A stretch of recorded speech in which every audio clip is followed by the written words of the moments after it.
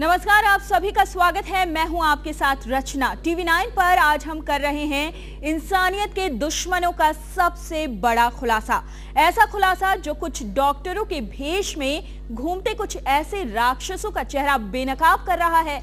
इन डॉक्टरों के निशाने पर रहती है कोख में पलती बच्चियां। जी हां, अपनी सामाजिक जिम्मेदारी को निभाते हुए टीवी 9 ने शुरू कर दी है वो मुहिम जो आवाज बनेगी कोख में पलती उन तमाम बच्चियों की जिन्हें दुनिया में आने से पहले ही सुला दिया जाता है मौत की नींद। हमारी टीम ने मुंबई और ठाणे में उन तमाम नर्सिंग होम और सोनोग्राफी सेंटरों में बैठे डॉक्टर्स को अपने कैमरे में कैद किया है जो पैसे लेकर कोख में पलते बच्चों का लिंग बताते हैं और मोटी रकम वसूल कर कोख में ही उनका गला भी घोंट देते हैं। तो जुड़िए हमारे इस मुहिम में और करिए कोख के कातिलों का पर्दाफाश।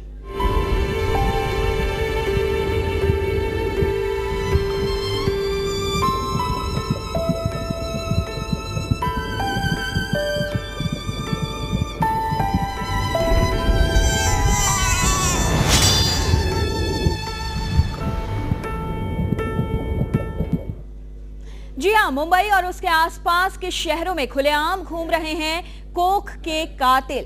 पिछले दिनों जब बीड़ में मिले थे अजन्मी कन्याओं के भ्रूण, तभी हमने ये तय कर लिया था कि हम कोख के उन तमाम कातिलों को दुनिया के सामने लाए जो पैसा लेकर कोख में पल रहे बच्चों का लिंग परीक्षण करते हैं और गर्भपात भी करवाते हैं। हमने सफेद पोश कातिलों के पर्दाफाश के लिए कई अस्पतालों में दबिश डाली और पहुंचे मुंबई के करीब ठाणे, जहां गोपिका नर्सिंग होम में जहां पर योगेश लौंडे नाम के एक डॉक्टर ने सोनोग्राफी मशीन पर एक महिला के गर्भ के बच्चे का लिंग परीक्षण किया और बताया कि उसके गर्भ में आखिरकार पल क्या रहा है।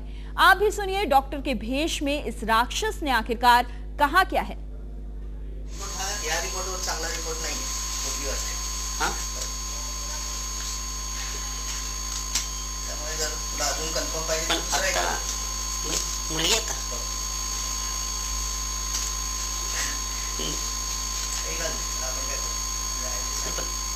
तुम्ही बघितलं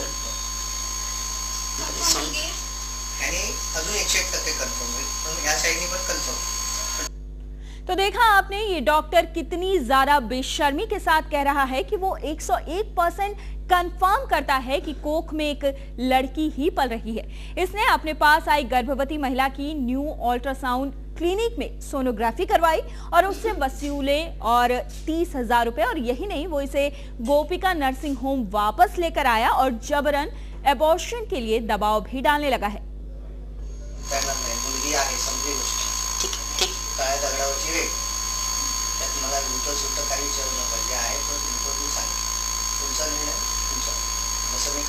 विचार करताना मग तुम्हाला सांगतो मी माझ्या साइडने काल स्पष्ट सांगितलं मुलगी असेल तर तुम्हाला ताबडतोब अबॉर्ट करावं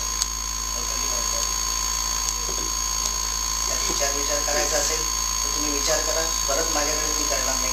सर पैसे दिले 30,000 रुपये तुम्हाला तर मग काय झालं? नाही ते नाही, विचार करायचे घेऊन जाऊन नाही।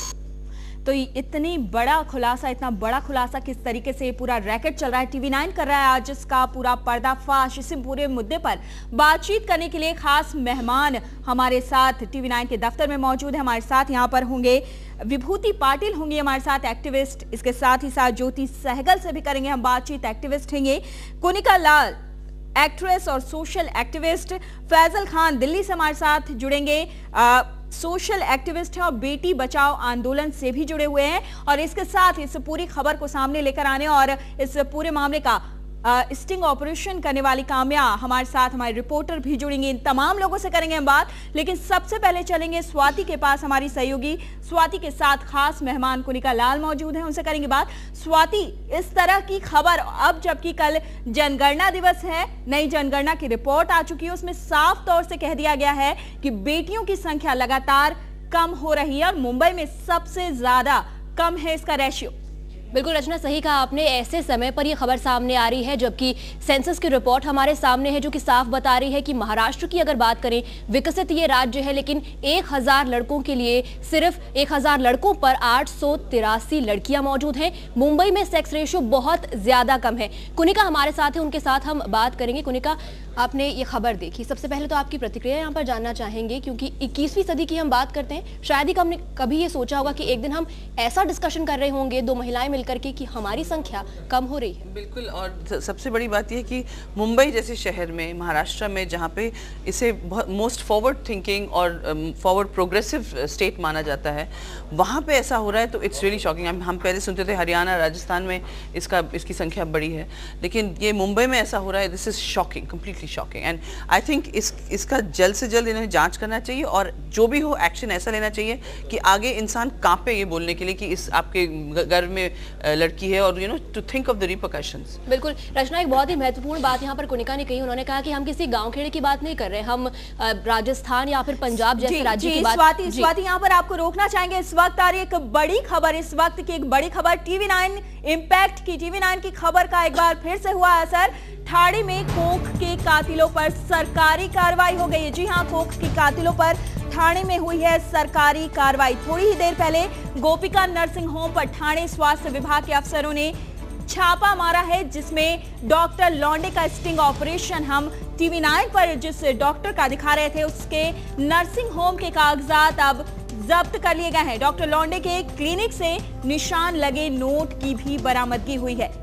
हम अपने दर्शकों को एक बार फिर बता दें कि ये वही 30,000 रुपए हो सकते हैं जो डॉक्टर लौंडे ने एक गर्भवती महिला का अल्ट्रासाउंड करने के एवज में लिए थे। हमारे साथ हमारे सहयोगी रवि सपाटे ठाणे से जुड़ रहे हैं, उनसे करेंगे बात। रवि, क्या है पूरी खबर? एक बार फिर से TV9 की खबर का असर। देखिए, TV9 ने जिस तरीके से एक स्टिंग ऑपरेशन किया था, उसके बाद में यहाँ का जो TMC प्रशासन है वो हरकत में आकर पहले तो लौंडे जो डॉक्टर उनके यहाँ पे छापा मारा। उसमें जो स्टिंग ऑपरेशन के लिए जब वहाँ पे जो 25,000 रुपए जो वो भी बरामद किया गया है और उनके कुछ डॉक्यूमेंट है वो भी वहाँ से बरामद किए हैं। तो दूसरी एक न्यू अल्ट्रासाउंड करके एक क्लिनिक है, वहाँ पर भी छापा मारा है और वहाँ पे कुछ मशीन वहाँ पे सील करने का काम शुरू है। रचना जी रवि, आप हमारे साथ बने रहिए। एक बार फिर से हम आपके पास लौटेंगे। अपने दर्शकों को एक बार फिर से बता दें, ठाणे के इसी पूरे नर्सिंग होम पर छापा पड़ा जहां का स्टिंग हमने आपको दिखाया। अल्ट्रासाउंड क्लिनिक पर छापेमारी की कार्रवाई हुई है और इस गोपिका नर्सिंग होम के तमाम कागजात को स्वास्थ्य विभाग ने अपने कब्जे में ले लिया है। वहां से कुछ पैसे भी बरामद हुए हैं। तो TV9 की खबर का एक बार फिर से हुआ है असर। कोख के इन तमाम कातिलों पर हुई है कार्रवाई। न्यू अल्ट्रासाउंड क्लिनिक पर छापेमारी की कार्रवाई, मशीनें जब्त कर ली गई हैं और साथ ही साथ कागजात भी जब्त कर लिए गए हैं। चलिए, हमारे साथ हमारी सहयोगी बनी हुई हैं स्वाति जोशी, उनके साथ कुनिका लाल भी हैं। स्वाति, इस तरह की कार्रवाई करने की जरूरत आखिरकार पड़ी क्यों? क्या कहीं सजा, कानून की कमी है, सजा का डर नहीं है तमाम लोगों में? बिल्कुल कुनिका, आपने सवाल सुना। जी बिल्कुल, मैं कुछ कहना चाहती हूँ। ये अगर इस डॉक्टर के क्लिनिक पर छापे मारे हैं तो उन्हें अभी उससे ये स्टेटमेंट्स लेने चाहिए कि इससे पहले उसने किन किन लोगों का ये सेक्स डिटर्मिनेशन टेस्ट किए हैं, और the parents must be held accountable. चाहे वो आई डोंट केयर वेदर उसे लालच दिया जाए कि भाई आप यू बिकम अ विटनेस और whatever, but you have to take his statement and you have to know कि कौन से पेरेंट्स ने ऐसा किया है, और उन पेरेंट्स के अंदर उनके साथ जो ट्रीटमेंट होना चाहिए वो भी ऐसा होना चाहिए, इतना सख्त होना चाहिए कि आगे कोई भी पेरेंट सेक्स डिटर्मिनेशन के लिए नहीं जाए। बिल्कुल, यानी कि सरकार की ओर से कई सारी योजनाएं चलाई जा रही, लेकिन क्योंकि मानसिकता लोगों की नहीं बदल रही है, इसीलिए इस तरह से उसके लिए देखिए सरकार कई योजनाएं चला रही है, लेकिन कितनी इफेक्टिव है वो भी देखना है।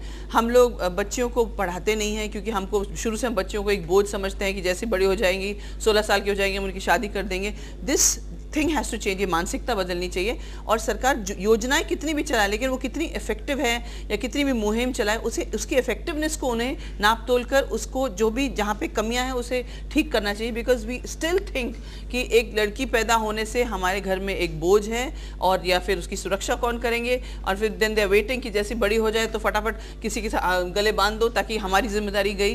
तो ये सब चीज़ें जो थिंकिंग है ये बदलनी चाहिए। We must really do a complete, and I really want that TV9 इसको कंटिन्यू करे, और इसमें हम सबका जितना भी सहयोग चाहेंगे आप, हम लोग सब साथ में रहेंगे। बिल्कुल। और सबसे ज्यादा हैरानी की बात यहाँ पर यह कि अब तक ये सोचा जाता था कि इस तरह से कन्या भ्रूण हत्या जो होती है वो शायद गांव खेड़े में होती है, ऐसे राज्यों में जहां पर इलिटरेसी बहुत ज्यादा है। लेकिन मुंबई में इस तरह के वाकये सामने आ रहे हैं। जब भी 10वीं और 12वीं का रिजल्ट आता है, हम बहुत ही गर्व से कहते हैं कि इस बार भी लड़कियों ने लड़कों को पछाड़ दिया। वास्तविकता ये है, सच्चाई ये है कि मुंबई में भी कन्या भ्रूण हत्या के मामले इस तरह से धड़ल्ले से बढ़ते जा रहे हैं। और I think the birth of a girl child should be celebrated, even the government should celebrate it. और उसमें सेलिब्रेशन ऐसा होना चाहिए कि भाई आपको कुछ फ्री एजुकेशन या कुछ ऐसी चीजें जो लड़कियों के लिए, जैसी लड़की आपके घर में पैदा हो, you should be entitled to certain things. तभी जाके आई थिंक लोगों का बोझ का जो इफेक्ट है वो हटेगा एंड मानसिकता भी बदलेगी। बिल्कुल रचना, तो आपने देखा यहाँ पर मानसिकता बदलने की बहुत ज्यादा जरूरत है, और साथ ही कई सारी योजनाएं ला रही होगी सरकार, लेकिन उसका इम्प्लीमेंटेशन कितना हो रहा है, कितनी इफेक्टिव ये योजनाएं हैं, इस पर ध्यान देने की बहुत ज्यादा जरूरत है। जी बिल्कुल स्वाति, बेहद ज़रूरत है। कानून बना दिया जाता है, लेकिन कानून का पालन कैसे करवाया जाए, कानून का पालन कैसे हो, ये एक सबसे अहम सवाल है। हमारे साथ और मेहमान भी मौजूद है। हमारे साथ विभूति पाटिल एक्टिविस्ट है, उनसे करेंगे हम बात, उनके पास चलेंगे। विभूति जी, आपने पूरी खबर देखी, हमने लगातार इस तरह की खबरें जब मीडिया में सामने आती हैं तभी इस तरह की कार्रवाई होती है। कहीं ना कहीं सजा का खौफ खत्म है, या इसके लिए स्ट्रिक्टली कोई कानून नहीं बना हमारे देश में? कानून तो PCPNDT एक्ट, लिंग जांच और लिंग चुनाव के विरोधी जो कानून है, वो कानून 1988 में महाराष्ट्र में बना, 1994 में भारत देश में बना, और उसमें हमारी संस्था सेहत ने जो पिटिशन जाहिर किया उसके बाद उसमें तब्दीली भी लाई गई कि जन्म से पहले भी आप लिंग जांच करेंगे वो भी गलत है। मतलब कि IVF टेस्ट ट्यूब बेबी के जरिए भी आप सिर्फ लड़का पैदा करेंगे वो भी गलत है। महाराष्ट्र एक ऐसा राज्य है और बम्बई एक ऐसा शहर कि जिसमें सबसे ज़्यादा रेट पढ़ने के बावजूद भी आज हम देखते हैं परिस्थिति पहले से भी बुरी हो गई। मुंबई का मानव विकास रिपोर्ट जो BMC ने जारी किया है वो भी बता रहा है कि वार्ड वाइज हम देखें तो जितने समृद्ध वार्ड्स हैं वहाँ सबसे ज़्यादा कम ये है, मतलब कि कोलाबा, नेपेंसी रोड, कैम्प्स कॉर्नर, वहाँ तो 850 तक लड़कियों की संख्या कम हो गई है 0 से 6 साल के अंदर।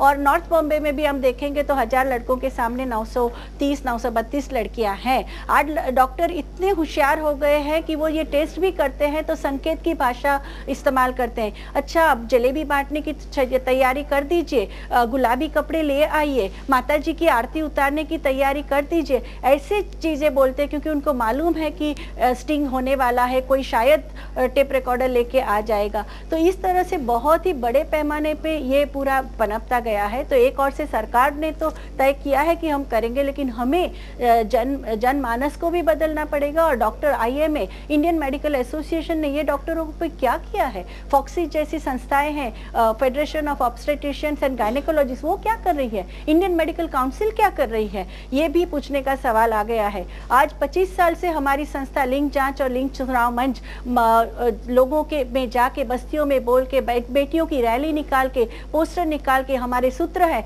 असमानता दूर करो, औरत नहीं, बेटियों को जो दहेज दूर करो, बेटियों को नहीं, असमानता वाली मानसिकता दूर करो, घर की हमें बहू चाहिए लेकिन बेटी क्यों नहीं चाहिए, इस तरीके की बात शाला कॉलेजों में जाके। कल हमारी SNDT महिला विद्यापीठ जहां मैं प्राध्यापिका हूं, वहां बहुत बड़ा सम्मेलन भी वर्ल्ड पॉपुलेशन डे के नाम पे पार्कर हॉल पे हम लेने जा रहे हैं। जी विभूति जी, हम वापस आएंगे आपके पास, और एक बेहद अहम आपने बात कही है, आजकल बहुत स्मार्टली ये काम किया जाता है। डॉक्टर्स भी बाकायदा कोड वर्ड का इस्तेमाल करते हैं इस तरह की घटनाएं, ताकि उन पर किसी तरह की कोई कार्रवाई ना हो सके। हम सीधे चलते हैं दिल्ली, जहां पर फैजल खान हमारे साथ जुड़ रहे हैं। फैजल खान सोशल एक्टिविस्ट हैं और बेटी बचाओ आंदोलन से भी जुड़े हुए हैं। फैजल जी, इससे पहले इस तरह की खबरें आती थी कि बहुत ही पिछड़ा वर्ग जो है और गांव खेड़े में इस तरह की कार्रवाई होती थी, इस तरह का मामला सामने आता था कि कन्या नहीं चाहिए, हमें सिर्फ बेटा चाहिए जो वंश बढ़ाए आगे। लेकिन अब जो नई रिपोर्ट आई है उसमें इसमें सबसे आगे हो गए हैं वो तमाम बड़े शहर जो लगातार विकसित हो रहे हैं, विकास कर रहे हैं। जी, ये ऐसी खबरें पंजाब और हरियाणा के दूसरे इलाकों से पहले आती रही हैं और हम जो हमारा वे ऑफ लाइफ है, जो मैटेरियलिज्म शहरों में बढ़ रहा है, ये सब इसके लिए जिम्मेदार है जैसे इन्होंने कहा। लेकिन मेरा मानना ये है कि बेटी बचाओ का काम करने वाले जो लोग हैं वो उनके अंदर हम लोग के काम करने के तरीके को भी हमें बदलना पड़ेगा। जी, हम लोग ने हरियाणा में 2010 से हम लोग ने पूरे देश के बेटी बचाओ कार्यकर्ताओं को इकट्ठा करने की एक मुहिम शुरू की है, जिसमें 2010 में और 2011 में हम लोग ने ये कार्यक्रम किया। तो हम लोग को भी काम करने का अपना तरीका बदलना होगा। आप सिर्फ बेटी को बचा लेंगी, लेकिन जब वो 16 साल, 20 साल, 21 साल की होती है तो ऑनर किलिंग के नाम पे उसको मार दिया जाता है। फिर और बड़ी होती है तो दहेज के नाम पे मार दिया जाता है। सिर्फ बेटी बचाना, जन्म के पहले बेटी बचाना नहीं है, हमें इस लड़ाई को और जैसे पहले भी हमारी साथियों ने कहा, हमारी जो अलग अलग काम कर रही हैं, कि हमें इस मुहिम को बहुत हल्के में नहीं लेना होगा कि जन्म से पहले पूरा माहौल ऐसा बनाना होगा जिसमें बेटी को जन्म से पहले भी और जन्म के बाद भी और बड़ा होने के बाद भी मारना असंभव हो जाए। जी, हमारे साथ फैजल जी, हम आपके पास वापस आएंगे। ज्योति सहगल जुड़ी हुई हैं, एक्टिविस्ट, उनसे भी करेंगे बात। ज्योति, कानून बना दिया गया है, उसकी वो कितना इम्प्लीमेंट किया जा रहा है हमने स्टिंग में दिखाया है। क्या जरूरी नहीं है कि इनके लिए इतने कड़े कानून हो और जो रोल मीडिया निभा रहा है वो रोल सरकार निभाए? जी हाँ, जो कानून बने हैं वो बेसिकली सही तरीके से हैं, पर वो इतने कड़क नहीं है। उसे इम्प्लीमेंट करने के लिए जो ऑफिसर्स हैं, जो हेल्थ मिनिस्ट्री डिपार्टमेंट से ऑफिसर्स जाते हैं, आज के दौर पे लोगों को ये लगता है कि जो डिपार्टमेंट के ऑफिसर्स आएंगे उन्हें तो हम कुछ भी रफा दफा देख करके चले जाएंगे। एंड वो स्ट्रिक्टनेस होनी चाहिए वहाँ पे जो करप्शन है। और कि ऐसा जब हो रहा है, why the inspectors who are suppose to go and check, how can they not come to know all these things are happening? There should be strict implementation of the orders. There should be some rigid process what they have to display when outside the hospital, and all these things. There should be strictness in the laws. And yes, there are people who say ki where there are laws, there are loopholes to get out of it. No. There are loopholes, but there should be officers who are in charge of the duties, we have to be responsible enough for the duties we are being implemented. A doctor is supposed to not do, but he is supposed to be checked by the inspector, by the officers. They also should know their duties, that how they have to carry on with their duties. And if they also do these things properly, I don't think any doctor or anybody would be very successful in it, because the basic concept of a doctor also would be to make money. When he would be not getting the money, or he would not be able to do, he would stop taking these things, he would stop being corrupt enough. Because आपने जो मुहिम दिखाई है उसमें यही दिखाया है कि पैसों के लिए उन्होंने किया है। आज जब उसे पता चलेगा कि अगर मैंने पैसे लिए हैं और मैं कहीं लूँगा, तो जो ऑफिसर्स हैं मुझ पे चेकिंग करेंगे, उस पर मेरे ऊपर आपत्ति आ सकती है, and I won't be able to enjoy that money, I will be punished for it. तो वो नहीं करेंगे। तो वो जो ऑफिसर्स है, हेल्थ मिनिस्टर्स है, वो भी तो उस चीज़ के जिम्मेवार है। वो सब चीज़ों पे ज़रा स्ट्रिक्टनेस होनी चाहिए जो बीएमसी डिपार्टमेंट्स है, क्योंकि जब बीएमसी डिपार्टमेंट चेक करती है ये डॉक्टर्स की लिस्ट कि कौन आया, किसने क्या किया, if there was a sonography, why are all the steps, the registers not maintain properly, why are the BMC department not coming and checking all those things properly? That has to be done. जी, हमारे साथ ज्योति, हम आएंगे वापस आपके पास, लेकिन हमारे साथ स्वाति जुड़ी हुई है, उनके साथ कोनिका लाल खास मेहमान हमारी जुड़ी हुई हैं। स्वाति, एक बेहद अहम बात यहाँ पर ज्योति जी ने कही है कि इस तरह की प्रॉपर एक चेन होती है, ऐसा नहीं किसी को नहीं पता होता है, और बाकायदा जो डॉक्टर्स होते हैं उन्हें पता है कि इसके बाद क्या होगा, लेकिन उसके बाद वो नहीं सुधरते और ये काम इसी तरह चलता रहता है। सवाल उठता है कि ऐसा नहीं एक कानो कान किसी को खबर नहीं होती और इस तरह का धंधा आराम से चलता है। खबर होती है तभी जो पति पत्नी नहीं होते वो यहाँ पर पहुंचते हैं और इस तरह की घटनाएं होती हैं। ऐसा नहीं है कि खबर नहीं होती, सबको जानकारी होती है और कहीं ना कहीं उंगलियां उठ रही हैं अब सरकारी तमाम अफसरों के ऊपर, सरकारी विभागों के ऊपर। जी बिल्कुल रचना, और जैसे कि विभूति जी ने पहले कहा, ये तो और भी ज्यादा इस बात को पुख्ता कर देता है कि अगर 88 में ही महाराष्ट्र में ये कानून लागू हो गया था और 94 में उसके बाद पूरे देश में लागू हुआ, तो महाराष्ट्र में जिम्मेदारी भी अधिक है कि इसे सख्ती से इसका पालन किया जाए। कुनिका हमारे साथ है, उनसे बात करते हैं। कुनिका जी, जैसे कि फैजल जी ने बताया कि आज तो आप बेटी को बचा लेंगे, कल लेकिन औरंगजेब के नाम पर उसे मार दिया जाएगा, क्या आप मानती कि? यही कह रही थी, मानसिकता की बात जो है फैजल साहब ने जो कहा, देखिए बच्ची पैदा होती है तो पहले सोच लिया जाता है कि अब इसकी शादी करनी पड़ेगी, दहेज देना पड़ेगा। आप सिंपल सी चीज देखिए, आज हमारे देश में क्या हो रहा है। हमारे स्टेट में स्टेट वुमेन्स काउंसिल का कोई हेड ही नहीं है। मतलब आपको कोई फिक्र नहीं कि औरतों को तकलीफ हो तो कहाँ जाएंगे। एक हमारी आई थिंक अभी आपके पैनल में भी रहेंगी Nirmala ji, she was heading it और वो बहुत अच्छा चलाती थी। अब कोई इंटरेस्टेड नहीं है वो पोस्ट लेने के लिए। That is one thing.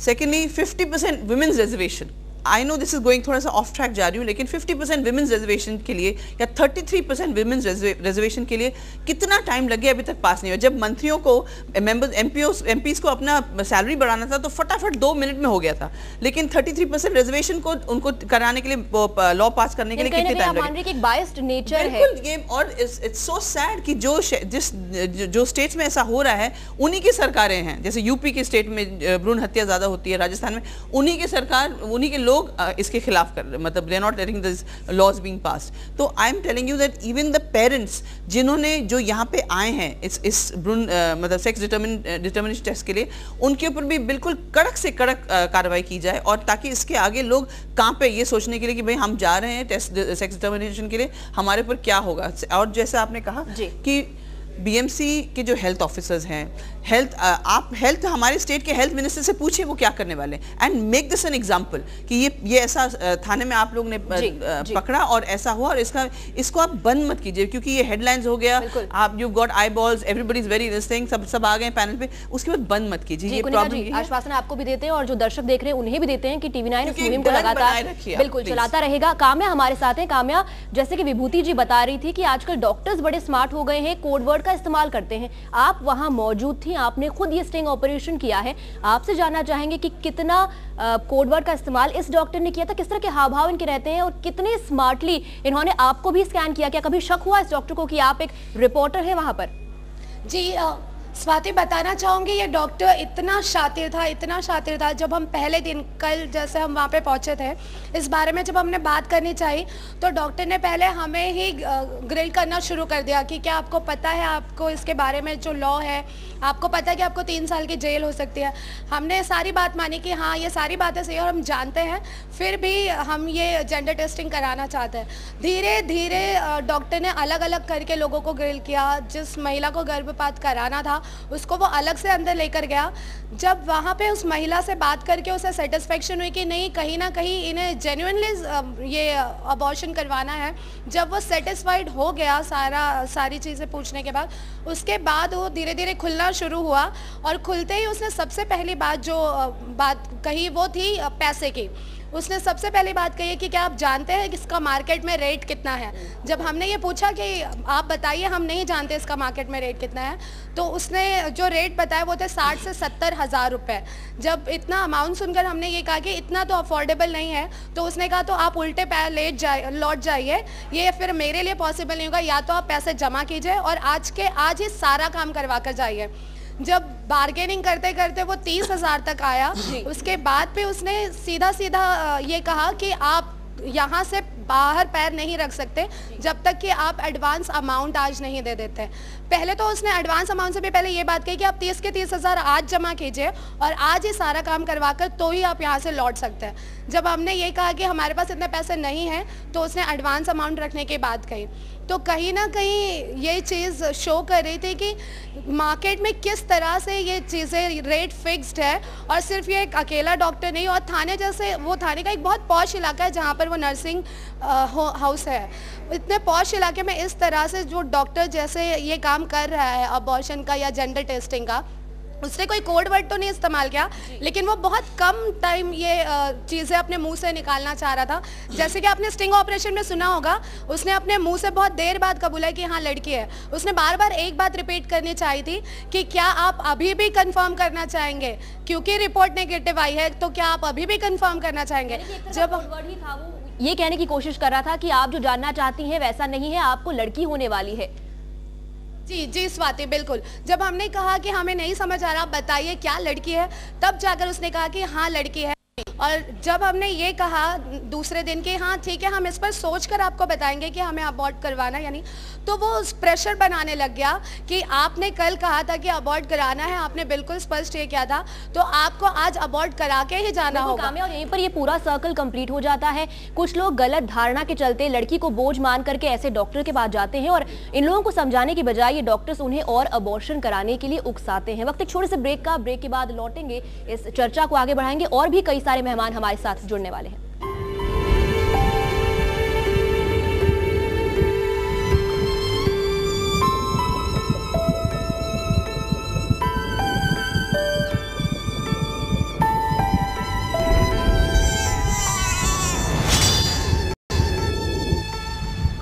चलिए, ब्रेक के बाद आप सभी का एक बार फिर से टीवी9 पर स्वागत है। टीवी9 में हम आपको दिखा रहे हैं वो स्टिंग ऑपरेशन, वो खबर जो सभी को हिलाकर रख देगा। जी हां, कन्या भ्रूण हत्या जो है अब वो किस कदर मेट्रोपॉलिटन सिटी में भी अपनी तमाम कन्या भ्रूण हत्या पैर पसारती जा रही है, इस तरह के पूरे काम, और इसमें बाकायदा साथ दे रहे हैं डॉक्टर्स। जी हां, बड़े बड़े नर्सिंग होम में इस तरह का धंधा धड़ल्ले से चल रहा है, लेकिन सरकार जो है वो शायद आंख मूंदे बैठी है। चलते हैं सीधे दिल्ली, हमारे साथ फैसल खान जुड़े हुए हैं, बेटी बचाओ आंदोलन से भी जुड़े हुए हैं। फैसल, आप बात कर रहे थे सिर्फ कन्या भ्रूण हत्या, कोख में जब मार दिया जाता है और बेटी अगर कल को पैदा भी हो जाती है, ऐसी हालत में भी उसकी स्थिति कुछ अच्छी नहीं होती। तमाम तरह के मामले उसके जवान होने और बुढ़ापे तक सामने आते रहते हैं। क्या आपको लगता है कि जब खासतौर पर अगर हम कन्या भ्रूण हत्या की बात करें तो माता पिता पर भी सख्त से सख्त कार्रवाई जो है उसके लिए कानून की कमी हमारे देश में?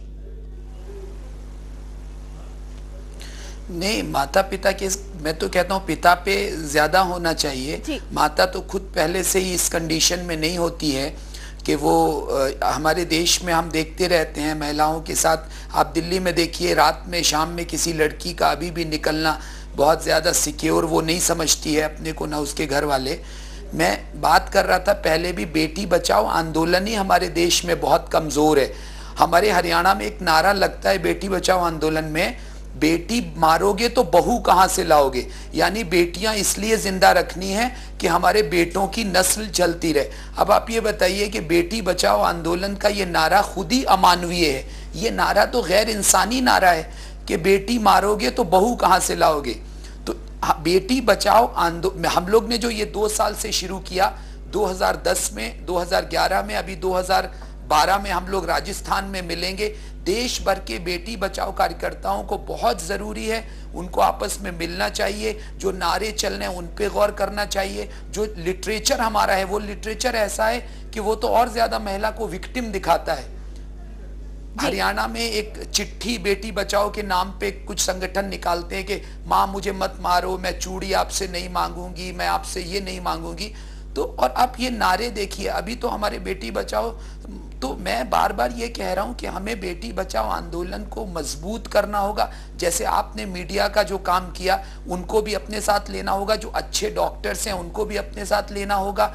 और ये लड़ाई सिर्फ ऐसे नहीं, ये कानून, ये जो PNDT की जिसकी बात हो रही है, इसमें इतनी मामूली सजा है और सिर्फ 3 साल के लिए उसका लाइसेंस जब्त होता है, तो उस पे कोई असर नहीं पड़ता है। तो इस कानून को भी मजबूत बनना चाहिए। जो सरकार की तरफ से जो काम हो रहा है उसको भी सही, उसका इम्प्लीमेंटेशन जैसे कहा सही होना चाहिए। और हम लोग जो बेटी बचाओ के कार्यकर्ता, जो बेटी बचाओ का काम कर रहे हैं, इनको भी अपने काम का पुनर्मूल्यांकन करना चाहिए कि हमारा काम किस दिशा में जा रहा है, और उसके साथ ये सब भी होता जा रहा है। जी बिल्कुल फैसल जी, अगर बेटी बचाओ आंदोलन जो तमाम जगहों पर चल रहा है उसके लिए नारे दिए जाते हैं कि बेटी मारोगे तो बहू कहां से लेकर आओगे, यानी वंश चलाने का सिर्फ एक जरिया माना जाता है उन तमाम जगहों पर ही। चलिए हम आपको दिखाते हैं वो तस्वीरें जब छापेमारी की कार्रवाई की गई है। ये तस्वीरें हम आपको दिखाएंगे जरूर। छापेमारी की कार्रवाई के बाद टीएमसी मेडिकल ऑफिसर जो है उनकी बाकायदा एक टीम पहुंची, वहां पर हम आपको दिखा रहे हैं वो तस्वीरें। थाने में जब कार्रवाई की गई, छापेमारी की कार्रवाई की गई, ये नोट देखिए, ये रकम जो है वहां से बरामद की गई गोपिका नर्सिंग होम, जिसका स्टिंग हमने आपको दिखाया था। बाकायदा टीएमसी के अधिकारियों ने वहां पर कार्रवाई की, वहां पर पहुंचे टीवी9 की खबर के बाद ये तमाम ऑफिसर्स और वहां से 30,000 रुपए भी बरामद किए। डॉक्टर के इस नर्सिंग होम के जितने भी कागजात थे वहां पर वो तमाम कागजात बरामद किए। तमाम तरह की मशीन जो वहां पर थी, जो इस तरह के परीक्षण में काम आती है, अल्ट्रासाउंड सोनोग्राफी, इस अल्ट्रासाउंड क्लिनिक से बरामद की गई, उन्हें सीज कर दिया गया। चलिए हमारे सहयोगी रवि सपाटी थाने से हमारे साथ फोन लाइन पर जुड़ रहे हैं। फिलहाल कार्रवाई पूरी हो चुकी है रवि, या अभी भी कार्रवाई चल रही है? देखिए रचना, जिस तरीके से टीवी में ये स्टिंग ऑपरेशन चलने के बाद में जो प्रशासन है वो हरकत में आया है और उन्होंने जो अल्ट्रा क्लिनिक है वहां पे अभी भी छापे में पूरी तरह से जांच की जा रही है और जो भी आगे भी इस तरीके की कार्रवाई की जाएगी, ऐसी जो आरोग्य अधिकारी है राम केंद्रे उनका कहना है। लेकिन दूसरी बात ये बताना चाहूंगा कि जिस तरीके से थाने में 1000 से भी ज्यादा ये पूरे जिले में डिस्ट्रिक्ट में देखा जाए तो 1000 ऐसे सेंटर है, लेकिन 3 महीने के अंदर कार्रवाई होनी होती है, लेकिन वो नहीं हो रही है और उसके चलते ये सब मामले सामने आ रहे हैं। जी रवि, ये तो एकमात्र ऐसी क्लिनिक है, बल्कि इस तरह की बहुत सारी क्लिनिक, वो भी बहुत पॉश एरिया में धड़ल्ले से चलाई जा रही है। किसी को शक ना हो, किसी को कानो कान खबर ना हो, इसकी पूरी व्यवस्था ये क्लिनिक के जो मालिक हुए, जो डॉक्टर्स हैं, वो करके रखते हैं बाकायदा। चलिए हम अपने दर्शकों को सुनाते हैं कि आखिरकार इस छापेमारी की कार्रवाई जिन्होंने की वो तमाम अफसरान का इस पूरे मामले पर क्या कहना है और किस तरह की कानूनी कार्रवाई के आश्वासन इन तमाम लोगों ने दिए हैं। ये डॉक्टर जो इस तरह का जो एमटीपी टर्मिनेशन एक्ट का उल्लंघन कर रहे हैं या पीसीपीएनडीटी एक्ट का उल्लंघन कर रहे हैं, जिसकी वजह से महिलाओं की संख्या फ्यूचर में कम होने की पॉसिबिलिटी है, ऐसे डॉक्टर को अनइथिकल प्रैक्टिस करते हुए पकड़ा गया है और इसमें कानूनन कार्यवाही कानूनन हिसाब से हम करेंगे। अभी हमारा पंचनामा पूरा हो चुका है और पूरे डॉक्यूमेंट हमने ताबे में ले लिए। जी बिल्कुल, डॉक्यूमेंट्स काबू में कब्जे में ले लिए हैं। अब कानूनी कार्रवाई की बात की जा रही है, लेकिन सरकारी अफसरान, तमाम सरकारी योजनाएं किस तरीके से काम करती है, सरकारी अफसर किस तरीके से काम करते हैं कि लगातार इस तरह की घटनाएं सामने आती है। टीवी9 सिर्फ एक आपको तस्वीर दिखा रहा है, लेकिन ऐसी बहुत सी जगह हैं जहां पर इस तरह की कार्रवाई की जाती है, इस तरह के मामले सामने आते हैं, बस उनका पता लगने का, उनकी खबर लगने की देर होती है। लेकिन इस तरह की बहुत सारे नर्सिंग होम हैं जहां पर इनलीगल तरीके से कन्या भ्रूण हत्या का एक तरीके से हम कहें धंधा, ये धंधा धड़ल्ले से चल रहा। हमारे साथ स्वाति जोशी हमारी सहयोगी हैं। स्वाति, कानूनी कार्रवाई की बात जो है सभी लोग कहते हैं, यहाँ भी यही बाइट आई है, लेकिन टीवी9 की खबर का असर हुआ है, तब कहीं जाकर इस तरह की कार्रवाई हुई है। सवाल उठता है, क्या खबर नहीं होती, पहले से पता नहीं होता? क्योंकि ये नामुमकिन है कि बिना सरकारी अधिकारियों के, बिना स्वास्थ्य विभाग में जो भी लोग होते हैं उनकी मदद से या उन्हें पता हुए बगैर इस तरह की काम को, इस तरह की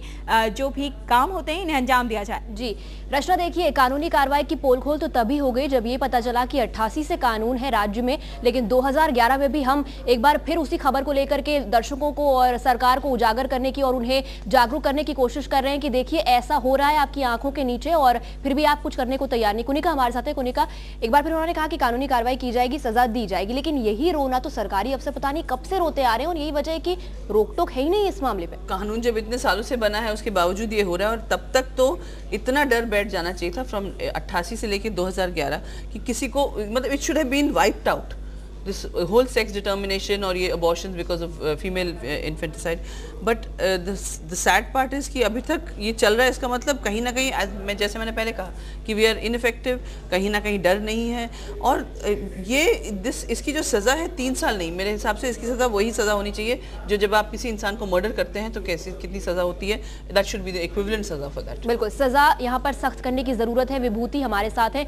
विभूति जी, अगर इन डॉक्टर्स को आप पेड किलर्स ना कहें तो फिर क्या कहें? वो तो है ही कि वो पेड किलर्स है, लेकिन साथ साथ हमें लोग जो उनके पास जाते हैं उनकी मानसिकता भी बदलनी होगी, क्योंकि हम 25 साल से ये मुहिम चला रहे हैं और बस्तियों में जाके, शाला कॉलेज में जाके, अलग अलग संस्थाओं, एक ही पाया गया, पैसे वाले कहते हैं हमको एक भी बेटी नहीं चाहिए क्योंकि हमने हमारी जो मेहनत से कमाई हुई संपत्ति है वो दामाद ले जाएगा। मध्यम वर्ग कहता है कि हमें दहेज से हमारी कमर टूट जाएगी। गरीब लोग कहते हैं शादी का खर्च बढ़ गया है, हम हमेशा कर्जदार हो जाएंगे। ऐसी मानसिकता, बेटी को जो पराया धन या बोझ मानने की मानसिकता है और बचपन से उसको यही कहा जाता है, वो भी उतना ही बदलना जरूरी है। और इसीलिए हमें बेटी को क्यों ना हम अपने स्वावलंबी बनाएं। आज हम कहते हैं कि सभी जगह लड़कियों ने अच्छी पढ़ाई कर रही है, तो उसमें मानसिक और उसके लिए उसको स्वतंत्र बनाए ताकि वो ही बुढ़ापे का सहारा बने। और हम देखते आए हैं कि बम्बई में बहुत सारे माँ बाप कहते हैं कि बेटी शादी के बाद भी माँ बाप का ध्यान रखती है और बेटा शायद शादी के बाद वो सुनता ही नहीं है कई। तो इस तरह से भी परिवर्तन आ रहे हैं। तो बेटी को बोझ मानने की जो भावना है वो बदलनी होगी। डॉक्टरों को तो सजा देनी ही है जिन्होंने गलती की है, और उनकी डॉक्टरों की संस्थाओं को भी अभी आगे आना चाहिए कि उनके जो भी ऐसे डॉक्टर करते हैं उनको शेम करना चाहिए। नेम एंड शेमिंग जैसे आज आपने अपने स्टिंग ऑपरेशन के द्वारा किया, वो जरूरी है। पीसीपीएनडीटी कानून में सिर्फ रेड करने तक न रखा जाए, उन पे कार्यवाही भी की जाए, कानूनी ये भी होना चाहिए। ज्योति जी हमारे साथ हैं। ज्योति जी, जैसे कि विभूति यहाँ पर बता रही थी, लोगों की मानसिकता है कि जब लड़का बड़ा होगा तो माँ बाप को संभालेगा, वंश आगे बढ़ाएगा, और लड़की पराया धन है, जब शादी होगी तो घर को खाली करके ले जाएगी। मुझे लगता है कि कहीं ना कहीं क्या हर घर में एक माँ को पहल नहीं करनी चाहिए इस चीज को बदलने में? जी हाँ, बिल्कुल आपने सही कहा। और जो सैफ जी ने कहा कि सिर्फ पुरुष करता है, जी नहीं, इनफैक्ट जो माँ है वही सबसे ज़्यादा उन्हें ही होता है कि अगर हमारा बेटा होगा तो वो हमें संभालेगा, लड़की तो घर छोड़ के चली जाती। ये धारणा जो एक औरत के अंदर है उसे बदलना बहुत ज़रूरी है।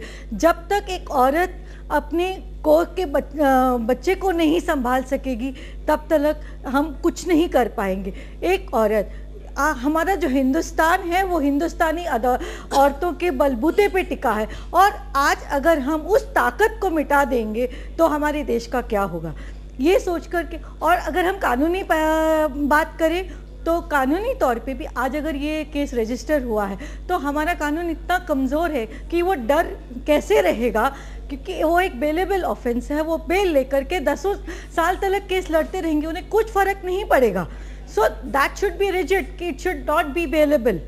That should be there. Those people who are killing the girl child, they should not only be punished, the doctors, including the parents, and especially the mother who doesn't take the initiative to protect her daughter. बिल्कुल ज्योति जी, और इस वक्त हमारे साथ phone line पर अभिनेत्री अदा खान जुड़ गई हैं। अदा जी, अगर आप ये कहानी देख रही हैं, एक बार फिर आपके लिए दोहरा दें कि आपको बता दें कन्या भ्रूण हत्या मामले लगातार बढ़ते जा रहे हैं और अब मुंबई में ये जबरदस्त खुलासा TV9 कर रहा है। सबसे पहले आपकी प्रतिक्रिया जानना चाहेंगे। एक्चुअली मैं बहुत ज्यादा शॉक हुई है जान के कि ऐसा अभी भी हो रहा है इन स्पाइट ऑफ उसमें लीगल एक्शन जो लिए जा रहे हैं लोगों के खिलाफ। इतनी पनिशमेंट है लेकिन फिर भी लोग कर रहे हैं, तो ये बहुत दुख हो रहा है मुझे कि ऐसा कर रहे हैं एक फीमेल चाइल्ड के साथ। और आई फील कि आजकल इनफैक्ट उनकी माँ भी एक लड़की है। एक औरत की जान कैसे ले सकती है? लेकिन ऐसा भी होता है कि सोसाइटी में वुमेन पे प्रेशर डाला जाता है कि फीमेल चाइल्ड को मारो या व्हाटएवर। लेकिन आजकल की दुनिया में मैं तो ये कहूँगी कि मेल एंड फीमेल ऐसे ना किया जाए। इनफैक्ट आजकल तो जो लड़के हैं, जो पुरुष चाइल्ड है, जो लड़के हैं वो लोग माँ बाप को छोड़ रहे हैं, और जो फीमेल्स है वो अपनी मम्मी डैडी को ज्यादा संभाल रही है। जी अदा, इसका मतलब तो ये भी हुआ कि हम एक बार फिर वहीं पहुंच गए जहां से हमने शुरुआत की थी। एक बार फिर हमें अपने समाज को और लोगों को ये बताने की जरूरत पड़ रही है कि लड़की जो है वो आपका ज्यादा साथ देगी। अगर आप लड़के लड़की में डिफरेंस